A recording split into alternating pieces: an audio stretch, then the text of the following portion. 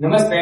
આજે આપણે sir ભાવશ્રી polytechnic technology યુનિવર્સિટીના વિદ્યાર્થીઓ મિકેનિકલ સાયન્સ 3 ના વિદ્યાર્થીઓ છીએ.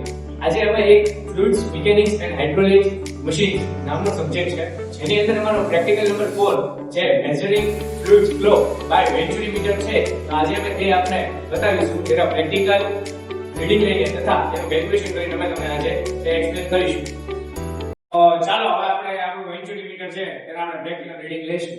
તો પ્રથમ આપણે તેનો માટે આપણા હાઇડ્રોલિક પંપ જે આપણે ટૂંકમાં આપણે જેને પંપ કહીએ છીએ તે આપણે લેશું.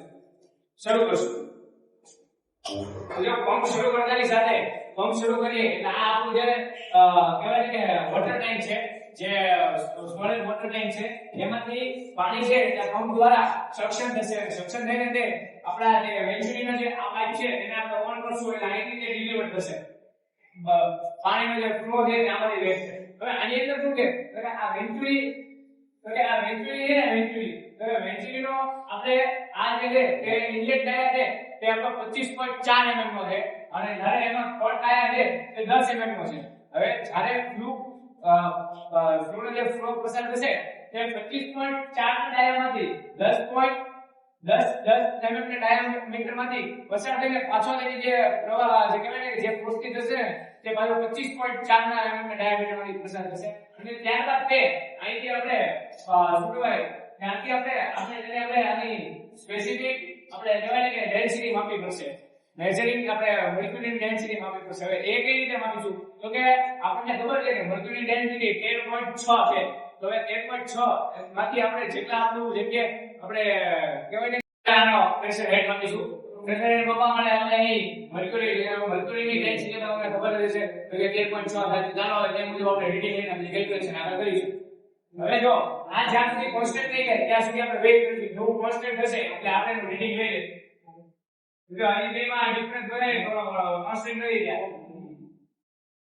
તો જો હવે કોન્સ્ટન્ટ થઈ ગયું છે તો આપણે પહેલા સૌપ્રથમ x2 માપી લઈશું. તો હવે x2 આપણને કેટલો મળે છે? હવે x2 આપણને 15 મળે છે. જ્યારે હવે આપણે x1 માપીશું તો કે x1 આપણને 16 મળે છે. તો હવે આપણે મોટામાંથી નાનું બાદ કરીશું એટલે આપણને એનો x મળી જશે. તો હવે આપણે 16 માંથી 15 બાદ કરીશું એટલે આપણને આપણો x છે, આપણો જે x છે તે આપણને 1 મળી ગયો છે. એન્જોયમેન્ટનો જે પ્રેક્ટિકલ કર્યો છે એનો ફ્લો આ પાઇપમાંથી આવે છે. નીચે વેન્ચુરીનો સમ છે એમાં આવે છે. નીચે આપણો મેઝરિંગ ટેન્ક છે એમાં વાલ્વ ચાલુ કરશું એટલે પાણી આવશે. જે આપણે ટાઈમર ચાલુ કરશું અને કેટલા ટાઈમરમાં આપણું પાણી કેટલું ઉપર ચડે છે એ મેઝરિંગ કરશું. તો આપણે પહેલા ઇનિશિયલ હાઈટ માપી દઈએ. ઇનિશિયલ હાઈટ 1.5 છે. ચાલો હવે આપણે વાલ્વ શરૂ કરીએ આપણે મેઝરિંગ ટેન્કમાં. હવે જો મેઝરિંગ ટેન્કમાં પાણી આવવાનું શરૂ થઈ ગયું છે. હવે એને ટાઈમરથી શરૂ કરી દીધું છે. આપણે ઉદ્દેશમાં ઇનિશિયલ હાઈટ 1.5 છે કે ને ફાઇનલ ત્યાં સુધીમાં કેટલું થાય.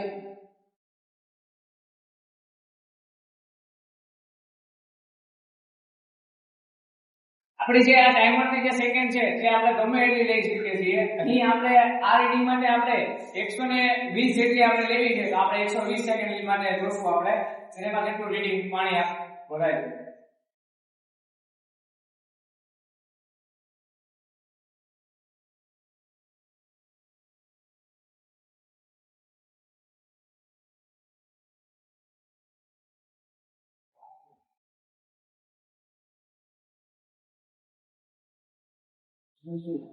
લાલ વાળું છે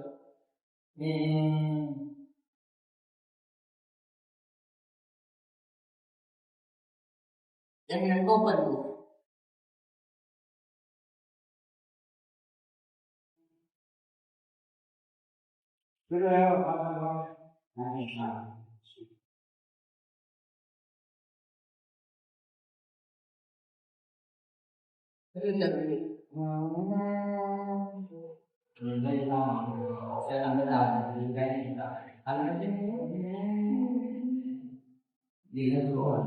hay vô là thực tế cho các cái đào tạo là cái cảnh những cái cần tâm vấn đề nhưng không với cả hai gì nữa.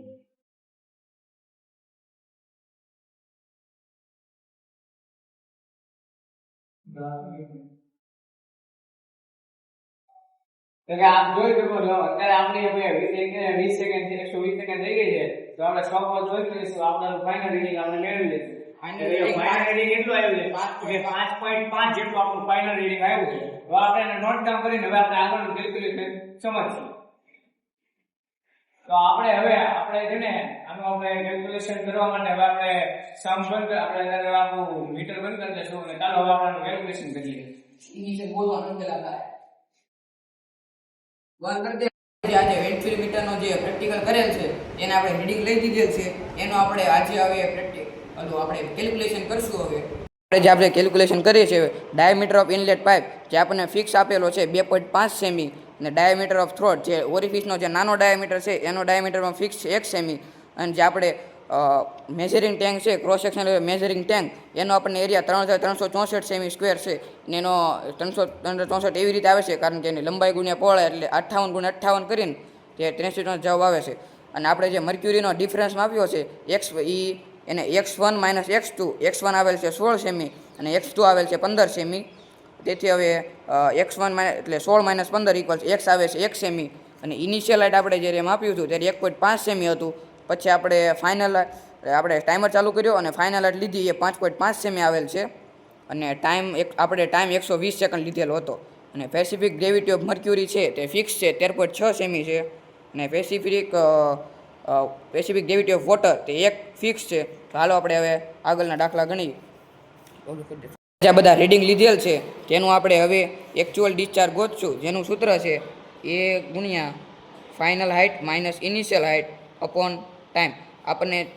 આપણે હવે કિંમત મૂકવી. આપણે A equals cross section area measuring tank જે આપણને 3364 આપેલું છે કે 3364 ઇન્ટુ કાઉન્સમાં ફાઇનલ હાઇટ આપેલી છે 5.5 સેમી એમાંથી આપણે ઇનિશિયલ હાઇટ 1.5 સેમી છે તે બાદ કરશું અને એની સેકન્ડમાં આપણે ટાઈમ લીધેલ છે 120 સેકન્ડ 120 સેકન્ડ આપણે મૂકશું અને હવે આપણે એને કેલ્સીમાં કરશું 3364 ગુણ્યા કાઉન્સમાં 5.5 એને ગુણ્યા 1.5 એને માઇનસ 1.5 આ કાઉન્સ પૂરો એને ભાંગ્યા પાછા કાઉન્સ કરીને જેટલી ટાઈમર લીધો 120 સેકન્ડ આપણે બરાબર આપશું તો આપણો જવાબ આવે છે 112.13.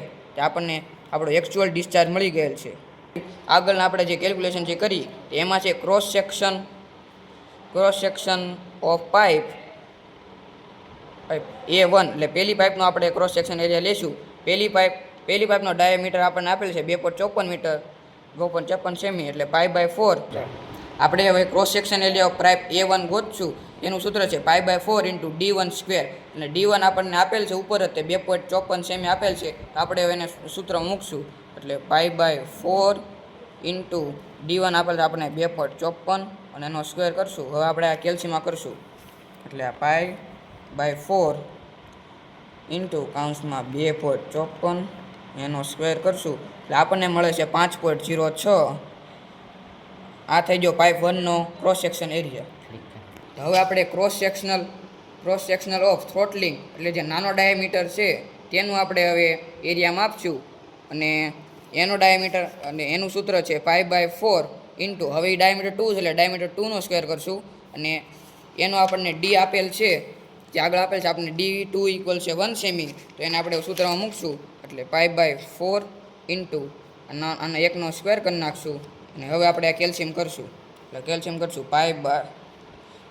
π/4 ઇન્ટુ કાઉન્સમાં 1 કાઉન્સ સ્ક્વેર એટલે એનો જવાબ આવે છે 0.78 અને પાછા 5 એટલે આપણે 5 કરી નાખશું. હવે આગળનું કેલ્ક્યુલેશન છે પ્રેશર એર ડિફરન્સ.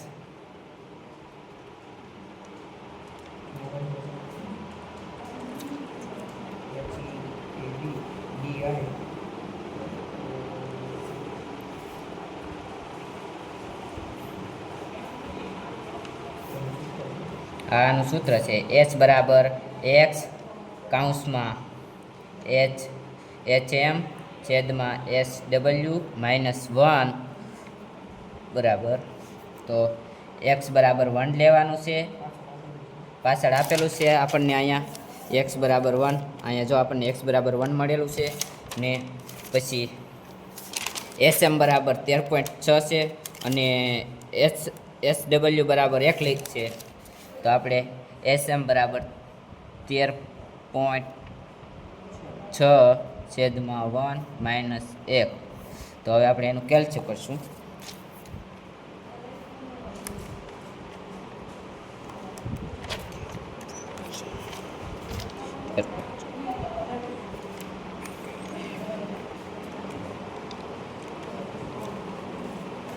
આપણને 12.6 મળ્યું છે આનું. તો 12.6 તો 1 ગુણ્યા 12.6 1 ગુણ્યા 12.6 એટલે આપણને એને જવાબ મળશે. એટલે જવાબમાં આવ્યો 12.6. હવે આગળ આપણે થિયરિકલ ડિસ્ટન્સ સમજશું. થિયરિકલ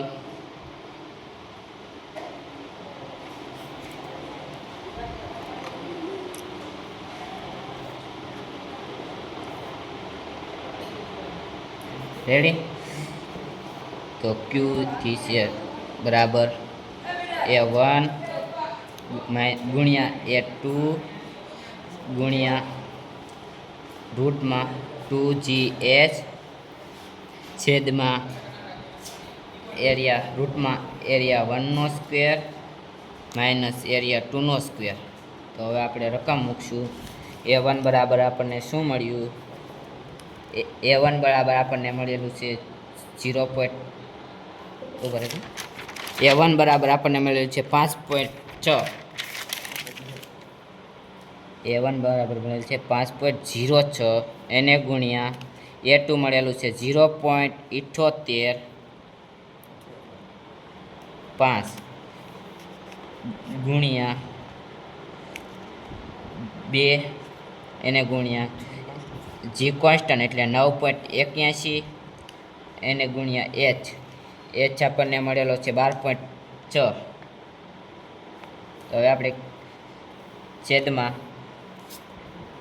રૂટમાં A1નો સ્ક્વેર એટલે કે 5.06નો સ્ક્વેર માઇનસ A2નો સ્ક્વેર એટલે કે 0.78નો સ્ક્વેર.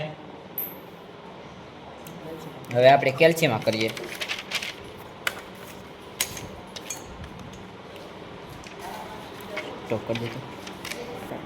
આપણે આનું કેલ્ક્યુલેશન કરશું કે આપણે આ બધું એકાર ન થાય એટલે આપણે આ બધું અલગ અલગ કરશું. એટલે પહેલાં આપણે આ વર્ગમૂળવાળું છે એનું કરશું. એટલે રૂટમાં 2 ગુણ્યા 9.81 એને ગુણ્યા 12.6 આપેલ છે જે H છે જે 12.6 આપણને મળેલ છે એ આપણે લીધેલું છે અને એનો જવાબ આપણને મળી જાય છે 174.80. અને હવે આપણે આનો કેલ્ક્યુલેશન કરશું 5.06 એને ગુણ્યા છે આપણને મળે છે 124.93 સેમી ઘન પ્રતિ સેકન્ડ. તો હવે આપણે છેલ્લું કેલ્ક્યુલેશન કરી રહ્યા છીએ. એનું નામ છે કોએફિશિયન્ટ ઓફ ડિસ્ચાર્જ, જેને આપણે સીડી કહીએ છીએ. સીડી બરાબર એનું સૂત્ર છે Q actual upon Q discharge. Coefficient of discharge CD એનું સૂત્ર છે Q actual upon Q theoretical discharge. તો આપણે હવે સૂત્ર લખી નાખ્યું છે એનું Q એક્ચ્યુઅલ જે આપણે પહેલાં આગળ ફાઇન કરેલ છે. Q એક્ચ્યુઅલ છે 112.13 તેનું 112.13. Q થિયોરિટિકલ આપણને મળે છે 124.93. તો હવે આપણે એનું કેલ્ક્યુલેશન કરશું. 112.13 એને ભાગ્યા 124.93 કાઉન્સ પૂરો કરીને આપણે જવાબ આવી છે તો 0.8975 જવાબ આવે છે. તે આપણને હવે એનું ફાઇનલ મળી ગયું.